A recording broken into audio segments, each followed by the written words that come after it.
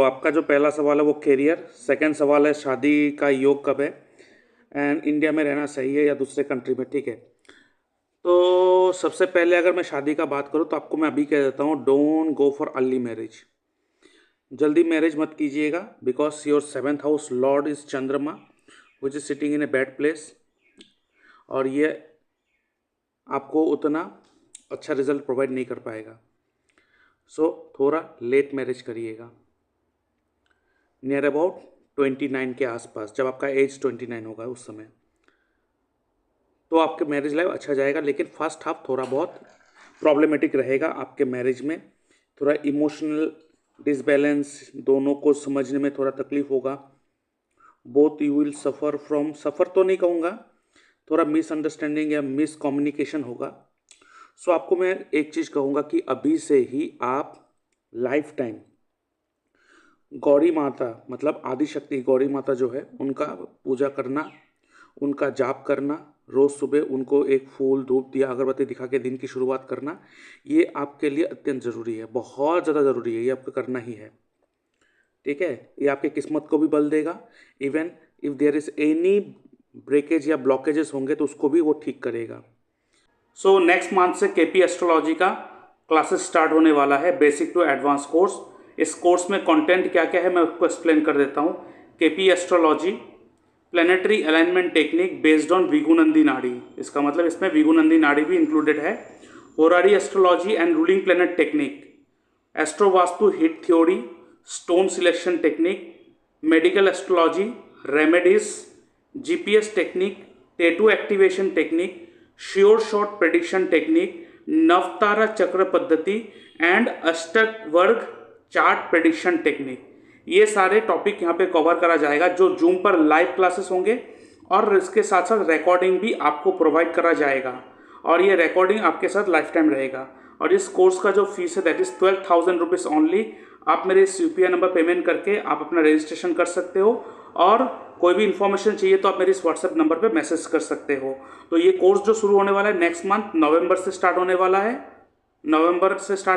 2025 नवंबर, और 15-16 तारीख को ये स्टार्ट होने वाला है। तो आप जल्द से जल्द रजिस्ट्रेशन कर लीजिए इस क्लास के लिए। और जो टाइमिंग रहेगा क्लास का वो है शाम के 4 बजे PM, 4 PM, शाम के 4 बजे क्लास रहेगा, और 1.5 से 2 घंटे का क्लास होगा ईच। तो अगर आप अपना अपॉइंटमेंट बुक करना चाहते हो तो मेरे इस व्हाट्सएप नंबर पे अपना date of birth, time of birth, place of birth, आपका नेम जेंडर लिख के भेज सकते हो, और कोई भी 3 सवाल आप लिख के भेज सकते हो, जिसके लिए मैं चार्ज करता हूँ 399 रुपीज़ ओनली। आप मेरे इस यूपीआई नंबर पेमेंट करेंगे, उसका स्क्रीनशॉट भेजोगे, और उसके बाद 6 से 7 दिन के अंदर आपको एनालिसिस वीडियो मिल जाएगा। और उसके साथ साथ अगर आप फ़ोन कॉल अपॉइंटमेंट बुक करना चाहते हो, मुझसे फ़ोन में बात करना चाहते हो, तो फ़ोन कॉल अपॉइंटमेंट के लिए मैं चार्ज करता हूँ 651 rupees only. Same procedure, you have to pay on this number, and आपको उसके बाद आप स्क्रीनशॉट भेजेंगे, और उसके बाद आपको टाइम स्लॉट प्रोवाइड कर दिया जाएगा। उसके साथ साथ अगर जूम लाइव कंसल्टेशन बुक करना चाहते हो, जहाँ पे जूम पे लाइव बातचीत होगा, पूरा का पूरा डिस्कशन होगा, और वो लाइव डिस्कशन आपको प्रोवाइड भी करा जाएगा रिकॉर्डिंग, इसके लिए मैं चार्ज करता हूँ 1200 रुपीज़ ओनली। आप मेरे इस यूपीआई नंबर पेमेंट कर सकते हो, उसके बाद आपको टाइम स्लॉट प्रोवाइड कर दिया जाएगा। और इसके साथ साथ अगर आपका बर्थ टाइम रेक्टिफिकेशन करना है, आपका प्रॉपर टाइम नहीं है, तो उसका भी आप अपॉइंटमेंट बुक कर सकते हो, जिसके लिए मैं चार्ज करता हूँ बर्थ टाइम रेक्टिफिकेशन के लिए, वो है 2100 रुपीज़ ओनली। और आप मेरे इस यूपीआई नंबर पेमेंट करोगे, और उसके बाद आपके पास जो भी डिटेल्स है मुझे सेंड करोगे, और फिर प्रोसेस स्टार्ट हो जाएगा आपके चार्ट को करेक्ट करने का। उसके साथ साथ अगर आप अपना घर का वास्तु ठीक करवाना चाहते हो, ऑनलाइन वास्तु कंसल्टेशन बुक करना चाहते हो, जहाँ पे एस्ट्रो वास्तु के माध्यम से, आपके कुंडली के माध्यम से, जहाँ पे मकान कुंडली बनाया जाता है, उसके माध्यम से आपको गाइडेंस प्रोवाइड करा जाएगा, उसके लिए मैं चार्ज करता हूँ 5500 रुपीज़ ओनली। एंड उसके साथ साथ अगर आपको सेम डे कंसल्टेशन चाहिए, वो आपको बुक करना पड़ेगा शाम के 6 बजे से पहले। तो सेम डे कंसल्टेशन के लिए भी आप बुक कर सकते हो, इसके लिए मैं जो चार्ज करता हूँ वो है 1299 रुपीज़ ओनली। और इसके साथ डिस्क्रिप्शन बॉक्स में मैंने लिंक देके रखा है, और कमेंट बॉक्स में भी लिंक देके रखा है मेरे वेबसाइट का। इस लिंक पे आकर आप देख सकते हो मैं कौन से कोर्स को देता हूँ, और ये प्री रिकॉर्डेड सेशन है। अगर आप लाइव कोर्सेज अटेंड करना चाहते हो तो आप केपी एस्ट्रोलॉजी में आ सकते हो, और ये सारे के सारे जो कोर्सेज है ये प्री रिकॉर्डेड सेशन है जो आपको प्रोवाइड करा जाएगा।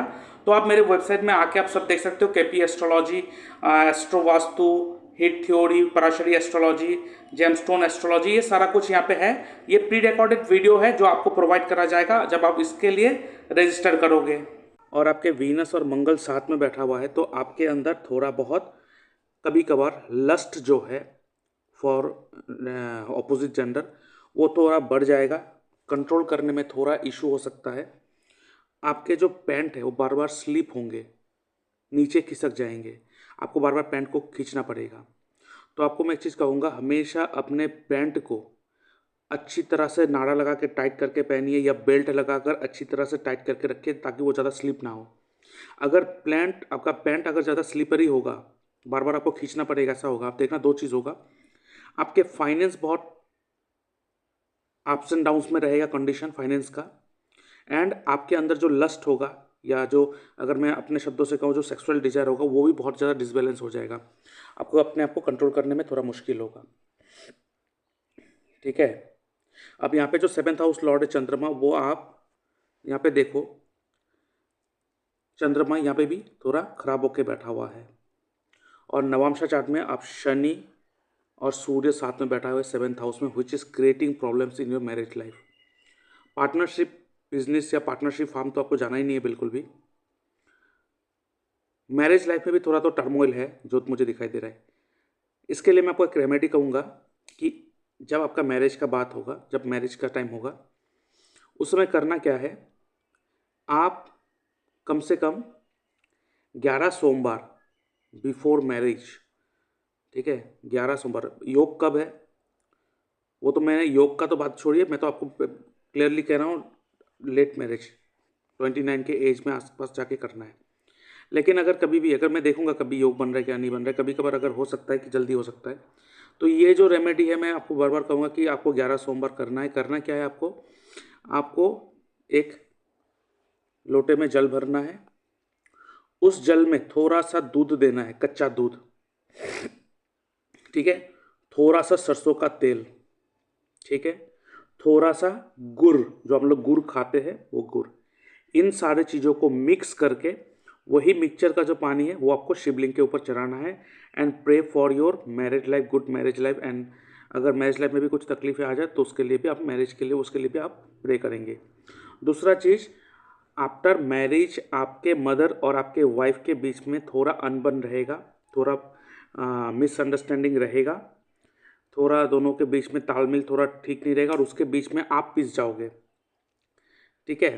तो अगर आपने करियर के लिए बाहर जाएंगे तो अच्छा ही है कि आप अपने वाइफ को भी साथ में लेके चले जाना। अपने मदर और वाइफ को एक साथ एक छत के नीचे नहीं रखना है। और अगर रहना पड़े तो उस समय अगर आपने देखा कि वाइफ एंड मदर के बीच में बन नहीं रहा है और उसके बीच में आप बहुत पीछे जा रहे हो, उस समय सिर्फ आपको एक रेमेडी करना है। क्या करना है, एक स्टील का पॉट लेके आना है, घड़ा है स्टील का, उसमें दूध भरना है पूरा, और उस दूध में आपको बटर मिक्स करना है, बटर, लेकिन बटर जो होगा होममेड होगा तो अच्छा है, नहीं तो आप खरीद भी सकते हो, लेकिन अनसॉल्टेड बटर होना चाहिए, अनसॉल्टेड बटर। वो मिक्सचर किया हुआ दूध आप सोमवार को या तो शुक्रवार को दुर्गा मंदिर या तो शिव मंदिर में रख के आएंगे and you have to pray for this problems, अगर ऐसा हो जाए सास और बहू में ना बने तो। ठीक है, तो ये ध्यान में रखना है। अब आते हैं आपके करियर के ऊपर। करियर के ऊपर बात करने से पहले आप देखेंगे आपके कुंडली में बृहस्पति जो है वक्री है।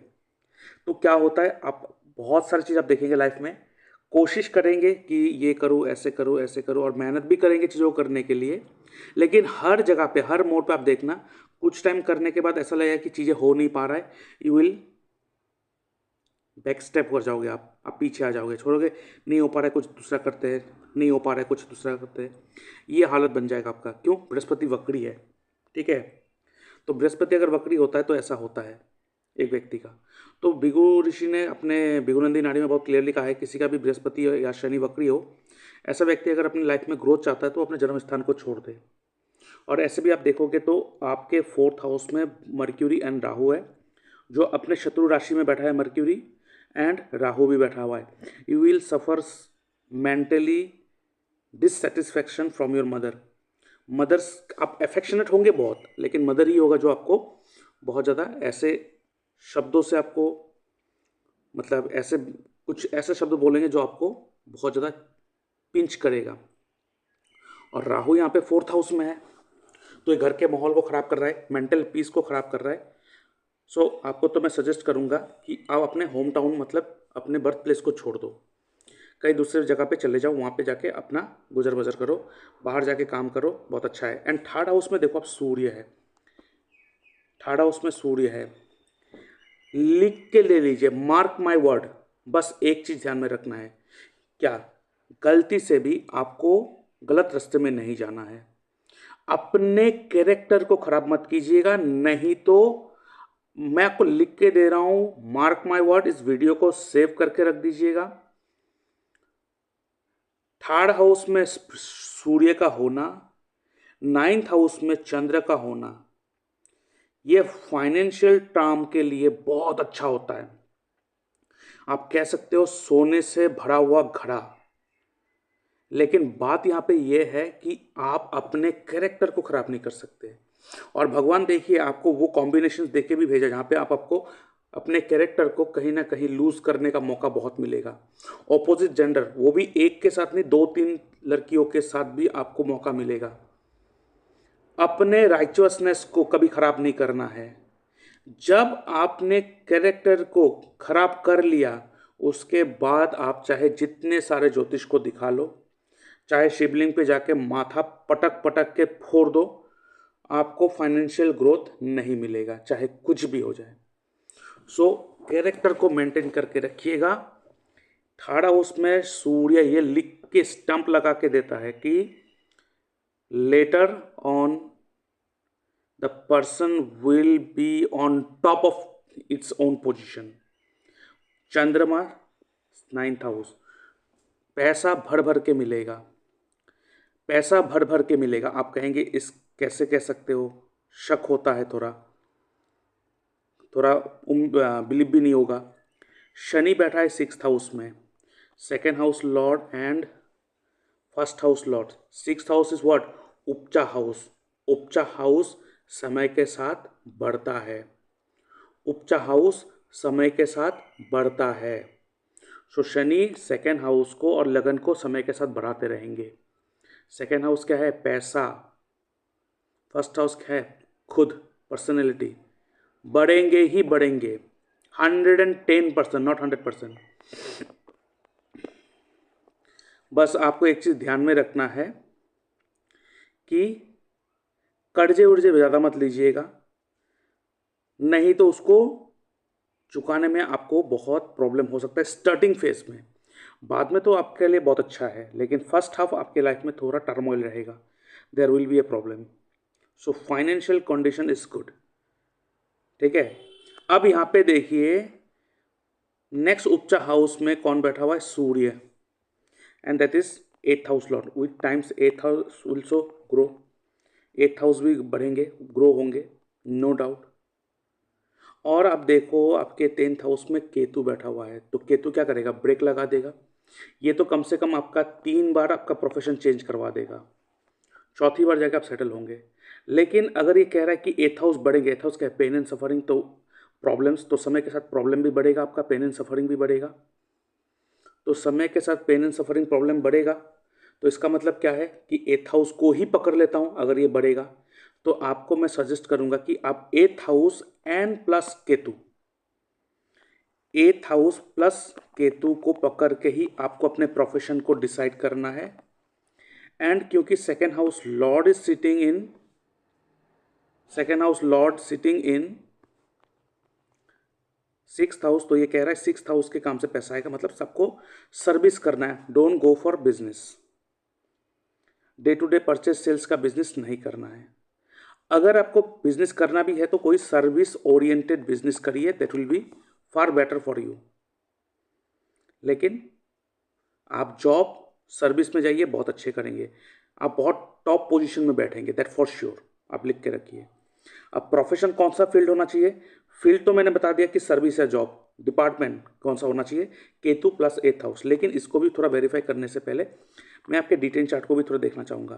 तो आप देखिए डिटेन चार्ट में बृहस्पति बैठा हुआ है आपके 10th हाउस में, and Brihaspati is a Lord of 12th house and 9th house. 9th house is what, 9th house is long distance travel, consultation, and 12th house is what, foreign settlement. तो foreign settlement तो करना ही है आपको, अपने profession के लिए foreign settle करना है, अपने घर को छोड़ना है, दैट फॉर श्योर। और एक चीज़ मैं बता दूं, जब तक आप प्रोफेशन में हो अपने घर में नहीं रहना है। अगर अपने घर में रहना स्टार्ट कर देंगे प्रोफेशन प्रॉब्लम में आ जाएगा। तो अगर प्रोफेशन चाहिए घर छोड़ना पड़ेगा, घर चाहिए तो प्रोफेशन प्रॉब्लम में रहेगा 100%। और जहाँ पे भी आप रहोगे वहाँ पे अपना खुद का घर बना के मत रहना। अपना घर है वहाँ पे बना लो, लेकिन रेंटेड में रह के काम करो। कभी वीकेंड में अपने घर में आ गया चलो ठीक है, लेकिन अपने घर को अगर आप कमर्शलाइज ज़्यादा कर दोगे, रेंट पे चला दोगे तो ज़्यादा अच्छा होगा, rather than staying your own house. अपने घर में रहना स्टार्ट कर दोगे उस समय से आपका प्रोफेशनल फील्ड में प्रॉब्लम आना स्टार्ट हो जाएगा। सो 9th house is what, long distance travels. 9th house is what, counselling, advice, consultation, advocacy, जज, इनको दिखाता है। तो ये सारे फील्ड है, करेक्ट। तो आपने ये करना है। दूसरा चीज, बृहस्पति यहाँ पे नीच हो रहा है, जो 2nd हाउस में भी दृष्टि दे रहा है एंड 6th हाउस में दृष्टि दे रहा है।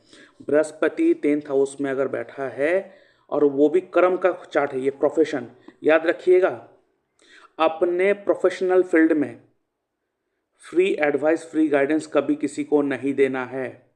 आप फ्री गाइडेंस एडवाइस देंगे उसका काम हो जाएगा, आपके बातों से वो ग्रोथ हो जाएगा, आप नीचे पड़े रहोगे। आप 100% देखना, जब भी आपको कोई प्रमोशन ग्रोथ होना बंद हो जाएगा, आप देख लेना कि उससे पहले आप बहुत सारे लोगों को गाइडेंस एडवाइस देके उसको आपने बहुत सपोर्ट कर लिया। मतलब कोई कुछ कर रहा है नहीं हो पा रहा है, अब जाके इसको इस तरह से करो उस तरह से करो, आपका हो जाएगा। फिर वो कर लेगा, बहुत अच्छी ढंग से कर लेगा, प्रोजेक्ट सबमिट करेगा, उसका प्रमोशन हो गया, आप वहीं के वहीं। जब तक आप एक चीज शब्द को याद रखिएगा, जब तक कोई आपको आपके एडवाइस के लिए पेमेंट नहीं कर रहा है आपको एडवाइस नहीं देना है। फ्री फंड में एडवाइस नहीं देना है, नहीं तो फाइनेंशियल ग्रोथ खत्म हो जाएगा, लाइफ में ग्रोथ खत्म हो जाएगा। ये ध्यान में रखना है। तो इसका मतलब कोई पैसा तो देगा नहीं, तो इसलिए किसी को गाइडेंस देना ही नहीं। मुझे नहीं पता, आप करते रहो।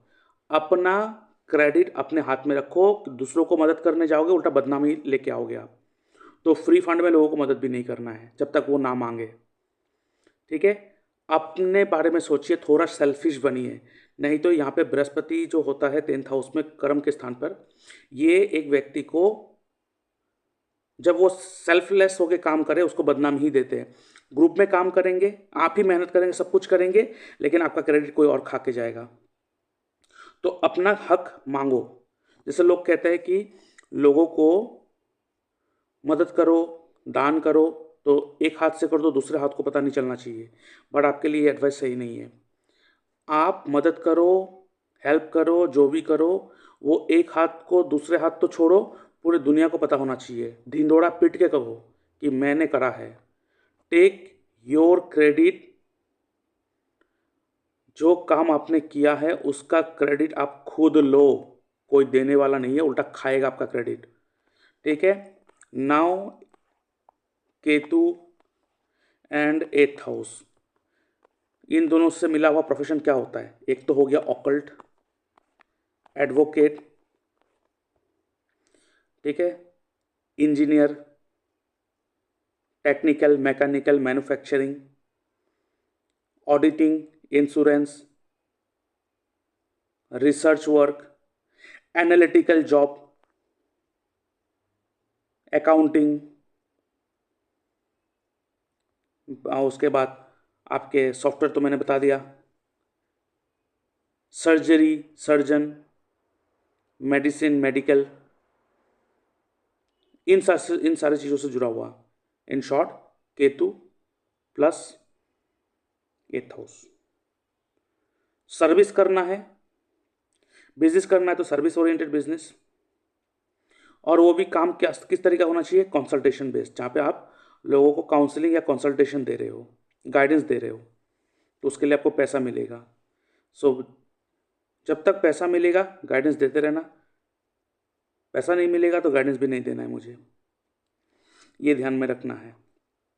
सुनाओ, आपको मैं एक रेमेडी दूंगा जो आपको करना है, बिकॉज आपके चंद्र बहुत थोड़ा प्रॉब्लमेटिक पोजीशन में है, माइंड में थोड़ा एब्सेंस ऑफ माइंड रहता है, थोड़ा डरा हुआ रहते हो, ठीक है, एक एंजाइटी डिप्रेशन का भी इशू रहता है थोड़ा बहुत। तो इसलिए आपको क्या करना है, आपको एवरी मंडे शिव मंदिर में जाके शिव जी पे जल चढ़ाना है। उस जल में थोड़ा सा कच्चा दूध मिक्स कर दीजिएगा और 2-3 दाने चावल का, वो आप जाके चरा देना, ठीक है। दूसरा चीज़, रेड कलर को थोड़ा अवॉइड करो एंड येलो कलर को थोड़ा अवॉइड करो, ठीक है। ये 2 कलर आप अवॉइड करो। गौरी माता का मंत्र जाप करना स्टार्ट कर दो। रोज गौरी माता को आप फूल बेलपत्र चढ़ाओ या दिया धूप अगरबत्ती दिखाओ, बहुत अच्छा होगा, ठीक है। उसके बाद आप एवरी फ्राइडे लक्ष्मी जी के सामने शाम को एक दिया जलाइएगा, ठीक है। एक दिया जलाइएगा और वो जो दिया जलेगा वो घी का जलाएंगे और एक ही दिए में ऐसे 9 बाती रहेगा और 9 के 9 बाती अलग से जलेंगे, ठीक है। और उस बाती को जलाना है लक्ष्मी जी के सामने and pray for financial growth, अपने डिज़ायर, उन सारी चीज़ों को बताएंगे आप। ये आपको करना है एवरी फ्राइडे, ये लाइफ टाइम, ठीक है। अभी जो आपका दशा चल रहा है वो चल रहा है अभी राहु का महादशा और अंतदशा चल रहा है वो मंगल का। राहु में मंगल चल रहा है, 2-12 का कॉम्बिनेशंस। इस समय थोड़ा बहुत आपका गुस्सा बहुत आएगा, इरिटेशन फील होगा, तो आपको मैं कहूँगा थोड़ा बहुत आप ये पीरियड को थोड़ा निकल जाने दीजिए। नेक्स्ट जो बृहस्पति का महादशा आने वाला है 7 जुलाई 2026 को, बृहस्पति 8th हाउस में है एंड इट्स ए त्रिषाडाया lord and mark for this chart. Yellow colour को अवॉइड करिएगा और जब बृहस्पति का महादशा आए कम से कम 3 ब्राह्मण को सेवा दे दीजिएगा। इसकी सेवा में क्या देना है, आप एक पैकेट बना लीजिएगा मिठाई का और सारे के सारा मिठाई येलो कलर का होना चाहिए, ठीक है। दूसरा चीज़, येलो कलर का कोई भी कपड़ा, चाहे धोती हो कोई भी हो, और साथ में कुछ दक्षिणा। 3 ब्राह्मण को ऐसा पैकेट बना के 3 ब्राह्मण को दीजिए और उनसे आशीर्वाद लीजिए, सेवा लीजिए, ठीक है, बृहस्पति का महादशा आते ही। अब रिसेंटली अभी के लिए मैं आपको किसी चीज़ कहूँगा कि आप मंगलवार के दिन शिव मंदिर में जाके, मैं मंगल के लिए दे रहा हूँ क्योंकि मंगल जो है का अंतदशा चल रहा है, थोड़ा ये आपको इस समय गुस्सा या थोड़ा इरिटेशन फील करवा सकता है, ठीक है। सो यहाँ पर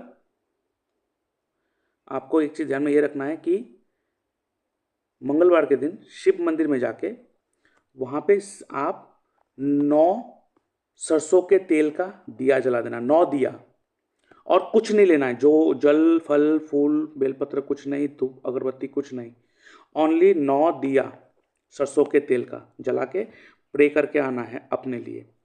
करेगा बहुत बढ़िया होगा। अपने होम टाउन को छोड़ दो, आपके लिए सूटेबल बिल्कुल भी नहीं है। Profession should be related to Ketu and 8th house, जो मैंने अभी एक्सप्लेन करके दिया। फाइनेंशियल ग्रोथ बहुत अच्छा है। लेटर हाफ आपका लाइफ बहुत अच्छा है। फर्स्ट हाफ थोड़ा स्ट्रगल देगा, सह लेना, कोई भी इशू नहीं, कोई प्रॉब्लम नहीं, लेकिन सेकेंड हाफ बहुत अच्छा जाएगा, ठीक है। ये आपको ध्यान में रखना है। दूसरा चीज़, गणेश जी को आप थोड़ा आह्वान करें, ठीक है। कोई भी काम को शुरुआत करने से पहले आप गणेश जी को आह्वान करो और हो सके तो जब भी मौका मिले गणेश मंदिर में जाके माथा टेक लेना। ये मैं आपके बुद्ध के लिए दे रहा हूँ, ठीक है। रेड कलर को अवॉइड करो जितना जल्दी हो सके। अपने घर के नॉर्थ वेस्ट डायरेक्शन से मंगल का सामान है उसको रिमूव करें। मंगल का क्या सामान है, कॉपर हो सकता है, कॉपर का कोई आइटम हो सकता है, लाल रंग हो सकता है, भाई बहन का फोटो हो सकता है, हनुमान जी का फोटो हो सकता है, ठीक है। इन सारी चीज़ों को आप वहाँ से रिमूव करें। ये आपके लिए गाइडेंस एंड एडवाइस है।